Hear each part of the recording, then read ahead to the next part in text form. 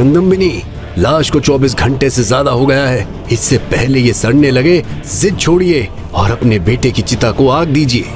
रात का अंधेरा अपने शबाब पर था। उल्लू और बिल्लियों के रोने की आवाज से चारों ओर डर और मनहूसियत का माहौल था। वहीं यहाँ पर चोरी छिपे लाश को आग लगवाने की तैयारी चल रही थी। पंडित, आपके रहते ही अब शगुन कैसे हो रहा है? एक तो पहले ही हमारा खानदान श्रापित है, ऊपर से जल्दी ये खेल खत्म करिए वरना अनर्थ होने से कोई नहीं रोक पाएगा। तभी पंडित जी के सख्ती से कहने के बाद कादम्बिनी के रिश्तेदारों ने जबरदस्ती उसके हाथ से उसके बेटे की चिता को अग्नि दिलवा दी और फिर कादम्बिनी ने बिलखते हुए कहा, गलत कर रहे हो तुम सब, मत चलाओ मेरे बेटे को, मत चलाओ, मेरा बेटा नहीं मर सकता। हे काली माँ, तुम मेरे बेटे को मुझसे नहीं छीन सकती, तू इतनी निर्दयी नहीं हो सकती। अरे बुआ, उस कमजोर के लिए क्यों रो रही हो? अरे अच्छा हुआ मेरे हाथ वो मारा गया, वैसे भी वो किसी काम का तो था नहीं। इतना कहते ही कादम्बिनी का भतीजा अंजन जोर जोर से हंसने लगा, लेकिन तभी दर्द और गुस्से की मारी कादम्बिनी के सिर पर अचानक से गुस्सा सवार हो गया। उसकी खून की प्यासी नजरें अब चिता पर नहीं बल्कि अंजन पर जा टिकी थीं कि तभी उसने अंजन को मारने के लिए जैसे ही छलांग लगाई, एक तेज धमाके ने वहां मौजूद सभी लोगों के पैरों तले जमीन खिसका दी। चिता पर लेटी हुई लड़के की लाश एकदम से लकड़ियां बिखेरती हुई उठ खड़ी हुई, जिसे देख लोगों में भगदड़ मच गई। भूत, जैसे माँ का भूत, भागो! ये मुर्दा तो जिंदा हो गया, हे भगवान बचाओ! एक तरफ जहां अफरा तफरी मच गई थी, वहीं उसी भीड़ में खड़े अंजन के चेहरे पर डर नहीं बल्कि झुंझलाहट थी। हाँ, मैंने तो इस नकारा को जान से मार दिया था ना, फिर ये चिता से जिंदा कैसे हो उठा? लेकिन सबसे बड़ा सवाल तो ये था कि आखिर अंजन अपने बुआ के बेटे जय सिम्हा को क्यों मारना चाहता था। तभी भगदड़ की आवाज सुनकर अभी अभी चिता से उठे जय ने अचानक से खुद को देखा। मैं जिंदा हूँ, मुझे तो उन गुंडों ने जला डाला था, फिर मैं यहाँ नजीब से लोगों के बीच चिता पर कैसे आ पहुँचा? वो ये सब सोच ही रहा था कि कादम्बिनी ने सफेद कफन में लिपटे हुए अपने बेटे को जिंदा देखा तो जैसे खुशी से पागल हो गई। देवी माँ ने मुझे मेरा बेटा वापस कर दिया, चमत्कार हो गया, मेरा राजकुमार जय जिंदा है। 35 साल का रिटायर्ड आर्मी ऑफिसर जय सिंघानिया कादम्बिनी की बातें सुनकर हैरान था। ये औरत क्या बोले जा रही है? मैं इसका बेटा कैसे हो सकता हूँ भला? मैं तो जय सिंघानिया हूँ, जो मुंबई मिशन में अपने साथी तुषार के धोखे की वजह से मारा गया था। जय सिंघानिया ये सोच ही रहा था कि तभी उसके सामने एक ऐसा राज खुला जिसने उसे चौंका दिया। ये तो 16वीं सदी है, लेकिन मैं 21वीं सदी से यहाँ कैसे आ पहुँचा? और ये मेरा शरीर, ये तो किसी और का ही लग रहा है। उसका इतना सोचना ही था कि तभी उसके दिमाग में एक जोर का दर्द उठा और उसके अंदर से आई एक आवाज, जय सिंघानिया, तुम मेरे यानी जय सिम्हा के शरीर में हो। मुझे मेरे चचेरे भाई अंजन ने मार डाला था। मैं नहीं जानता कि तुम्हारी आत्मा मेरे शरीर में कैसे आई, लेकिन मेरी आखिरी इच्छा है कि तुम मेरी माँ का ख्याल रखना। क्या ये क्या मुसीबत है? इतना कहते ही जय वहीं बेहोश हो गया और कुछ समय बाद जब उसकी आंखें खुली तो उसने देखा कि वो राजकुमार जय सिम्हा के महल में है कि तभी वो खुद से बोला, मैं जय सिंघानिया था पर अब जय सिम्हा हूँ। उसे खुद में बड़बड़ाते देख दूर खड़ी जय की माँ कादम्बिनी बोली, जय, जय बेटा, तू होश में आ गया बेटा।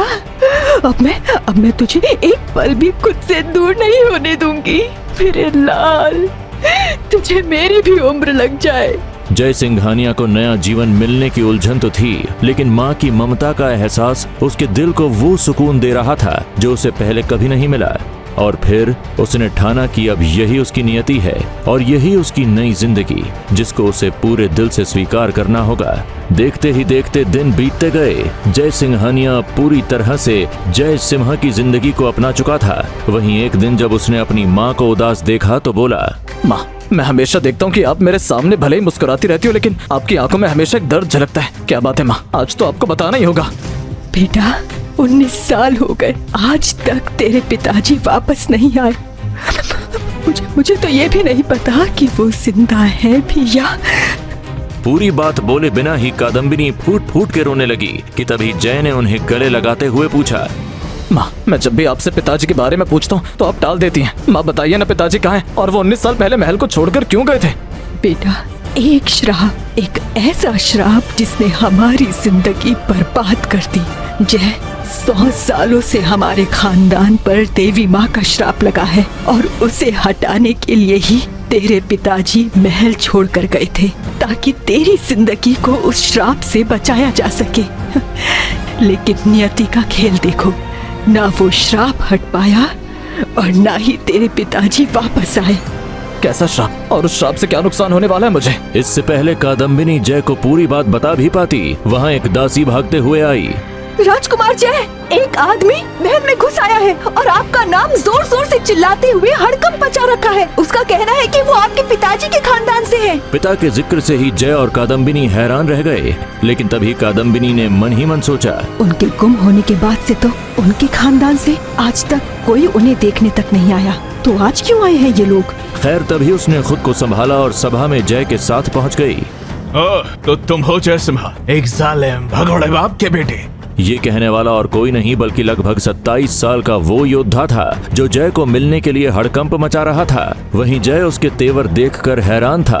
तभी वो लड़का बोला, मैं हूँ केशव खरनाग, तुम्हारा चचेरा भाई, जो यहाँ आया है तुम्हें तुम्हारे पिता के जुर्म की सजा देने। तुम क्या बोल रहे हो? आखिर मेरे पिताजी ने ऐसा क्या किया है और मेरा उससे क्या लेना देना है? पहले तुम्हारा बाप विजय खरनाग हम सबको धोखा देकर गए, और अब तुम उसकी संतान बनकर सिंहासन पर अधिकार चाहते हो। इतना कुछ करने के बाद अब तुम भोले भाले बनने का नाटक कर रहे हो। क्या बकवास कर रहे हो केशव? इतने साल बाद आए भी तो राजगद्दी के लिए? मैं कहती हूँ निकल जाओ यहाँ से। चाची जी, मुझे यहाँ रुकने का कोई शौक नहीं। मैं तो आप सबको ये चेताने आया हूँ कि अगली पूर्णिमा पर अगर जय को राजगद्दी पर बैठाया गया तो खून की नदियाँ बहा देंगे हम लोग। इसलिए अगर आप शांति चाहती हैं तो राजगद्दी छोड़ दीजिए। इतना बोल केशव ने एक खंजर से जय की तरफ वार किया, जिसे देख कादम्बिनी की सांसें थम गईं और तभी ये क्या, वो खंजर जय के बगल से निकल गया।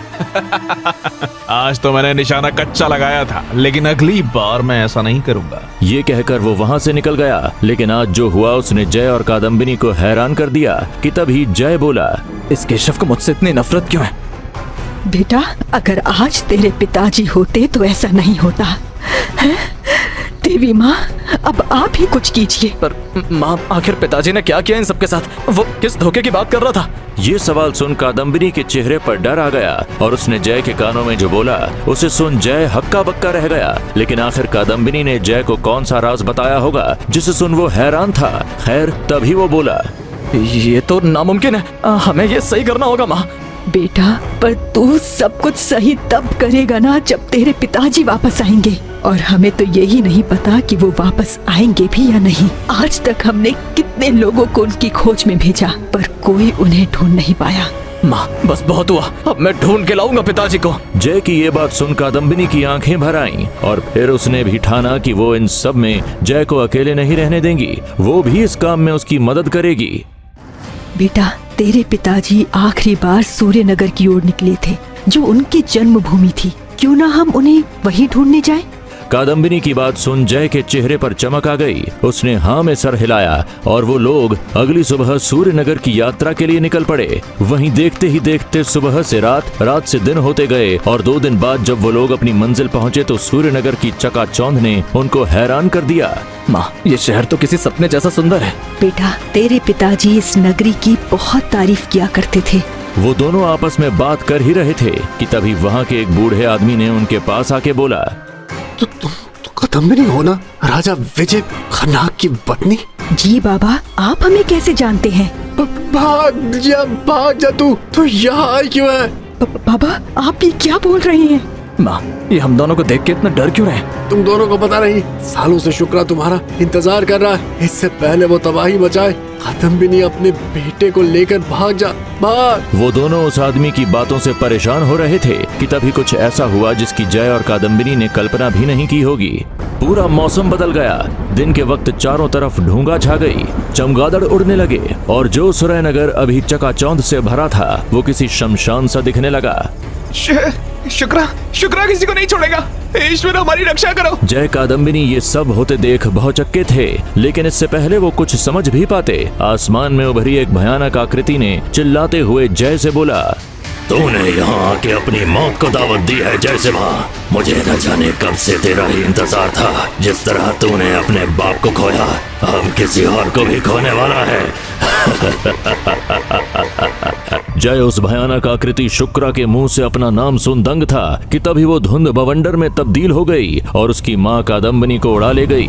जय! माँ! आखिर क्या अब हो जाएगी जय की माँ कादम्बिनी की मौत? क्या अपने पिता की खोज में अपनी माँ को भी खो बैठेगा जय सिम्हा? आखिर कौन था शुक्रा? उसे जय और उसके पिता के बारे में कैसे पता था? इतने सालों से कहाँ गुम थे जय के पिता? क्या था देवी माँ के श्राप का राज? अब क्या होने वाला था जय के साथ? आखिर जय का पुनर्जन्म होना विधि का विधान था या ईश्वर का कोई खेल? आगे की कहानी जानने के लिए देखें अगला एपिसोड सिर्फ पॉकेट FM के YouTube चैनल पर। और द लेजेंड ऑफ जय सिम्हा के सारे एपिसोड्स को सुनने के लिए डिस्क्रिप्शन में दी लिंक से डाउनलोड करें पॉकेट FM ऐप।